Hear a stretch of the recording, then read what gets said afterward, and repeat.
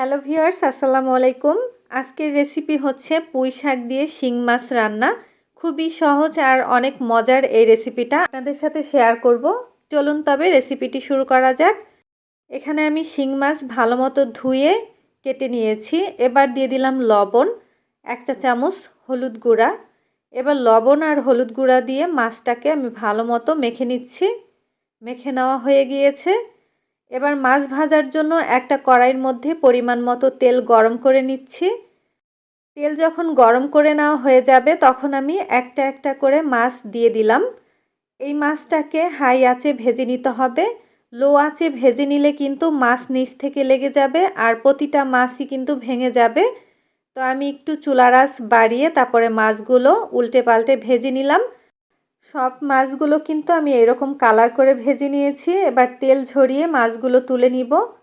সব মাছগুলো তুলে নেওয়ার পরে যেই তেল থাকবে সেই তেলের মধ্যে দিয়ে দিলাম পেঁয়াজ কুচি। এখানে আমি 1/4 কাপ পরিমাণ পেঁয়াজ কুচি দিয়ে দিচ্ছি। পেঁয়াজটা তেলের সাথে কিছুক্ষণ ভেজে নিব। পেঁয়াজটা নরম হয়ে যাওয়া পর্যন্ত তেলের সাথে ভেজে নিতে হবে। এই রান্নাতে আপনারা চাইলে কিন্তু পেঁয়াজ বাটাও ব্যবহার করতে পারেন, তবে আজকে আমি কোনো পেঁয়াজ বাটা দিব না। দিয়ে দিচ্ছি 1 চা চামচ পরিমাণ লবণ, 1 টেবিল চামচ পরিমাণ রসুন বাটা, সামান্য পরিমাণ দিয়ে দিলাম জিরা বাটা, 1 চা চামচ আদা বাটা। মশলাটা একটু ভেজে নিচ্ছি যাতে করে মশলার কাঁচা গন্ধটা না আসে। এভাবে করে কিন্তু অবশ্যই মশলাটা ভেজে নেবেন। দিয়ে দিলাম সামান্য পরিমাণ পানি। পানি দিলে কিন্তু মশলাটা পুড়ে যাবে না, সেই জন্য পানিটা দিয়েছি। এখন এর মধ্যে দিয়ে দিব 1/2 চা চামচ পরিমাণ হলুদের গুঁড়া। কাঁচামরিচ দিয়েছি ফালি করে কাটা 8টি। এবার কাঁচামরিচটাও একটু নেড়েচেড়ে মিশিয়ে নিচ্ছি। আমি এখানে শুকনা মরিচের গুঁড়া ব্যবহার করব না, সেজন্য কাঁচামরিচ দিলাম। কাঁচামরিচ দিয়ে রান্নাটা করে নিব। তো মশলাটা কিছুক্ষণ কষিয়ে নেওয়ার পরে আগে থেকে ধুয়ে পরিষ্কার করে রাখা পুঁই শাকগুলো দিয়ে দিলাম। এই পুঁই শাকটা আমি আস্ত থাকা অবস্থাতেই পানি দিয়ে ভালো মতো ধুয়ে নিয়েছিলাম, এরপরে কেটে নিয়েছি। কেটে নেওয়ার পরও আমি 2 বার ধুয়ে নিয়েছি। এবার মশলার সাথে আমি কিছুক্ষণ কষিয়ে নিব। তো কিছুক্ষণ নেড়েচেড়ে নিলাম, এরপরে কিন্তু পুঁই শাকটা অনেকটা নরম হয়ে গেছে। পুঁই শাক সিদ্ধ হওয়ার জন্য পরিমাণ মতো পানি দিয়ে দিচ্ছি। পুঁই শাক যাতে সিদ্ধ হয়ে ঝোলটা থাকে সেভাবে করে পানিটা দিয়ে দিতে হবে। পুঁই শাক থেকেও কিন্তু অনেকটা পানি বের হবে, সেজন্য প্রথম পর্যায়ে পানিটা একটু কম দিতে হবে। ঢাকনা দিয়ে ঢেকে রান্নাটা করে নিব। ঢাকনাটা তুলে নিচ্ছি আর ঢাকনা দেওয়ার কারণে কিন্তু পুঁই শাকটা অনেকটা নরম হয়ে গিয়েছে। আমি আরও কিছুক্ষণ নেড়েচেড়ে নিচ্ছি।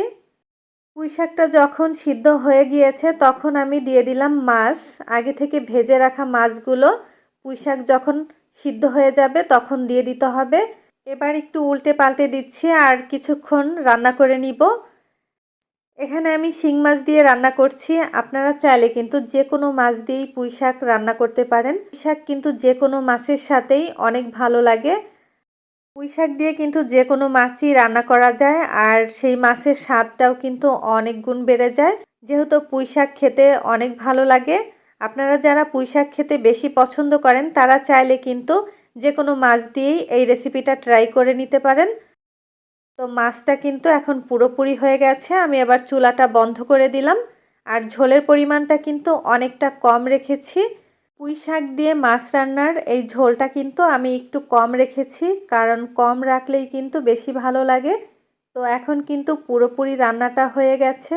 গরম ভাতের সাথে এই তরকারিটা খেতে কিন্তু অনেক বেশি মজার হয়। বাসায় অবশ্যই ট্রাই করবেন আর কেমন হলো আমাকে কমেন্ট করে জানাতে ভুলবেন না। ইনশাল্লাহ আবারও হাজির হব নতুন কোনো ভিডিও নিয়ে। সবাই ভালো থাকবেন, সুস্থ থাকবেন। আল্লাহ হাফেজ।